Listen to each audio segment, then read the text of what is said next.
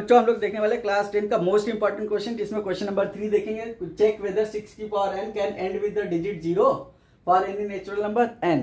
तो आपको चेक करके बताना है। तो आपको क्या लिखना होता है, गिवन 6 की power n is equal to 6 का फैक्टर करेंगे 2 इंटू 3 आएगा, होल की पावर n करेंगे। इफ 6 की power n and with the digit 0, अगर 6 की पावर n 0 से एंड हो रहा होता then it must be divisible by 5। 5 से डिवाइड हो रहा होता, लेकिन डिवाइड हो नहीं रहा है क्योंकि इसके फैक्टर 2 एंड 3 है।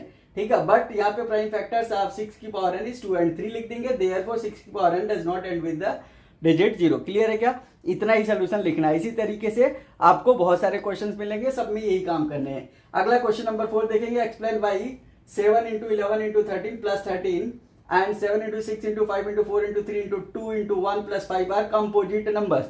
composite number क्या बताए थे? a number which is more than 2 factors। यहाँ लिखेंगे गिवन बच्चों 7 into 11 into 13 plus 13, 13 कॉमन लेंगे, 7 into 11 प्लस 1 आ जाएगा, 11 से 77 प्लस 1 78 हो जाएगा। 13 into 78 कितना, 78 कितना हो जाएगा बताओ? 13 into 3 into 2 since it has more than 2 factors. देखो 2 से ज्यादा फैक्टर्स हो गए। डिफरेंट फैक्टर्स की बात करें तो भी यहाँ पे 2 से ज्यादा है। समझ में आया कि नहीं? 13 3 2 डिफरेंट फैक्टर हो गए और 13 13 3 2 ये फैक्टर्स हो गए। क्लियर है क्या?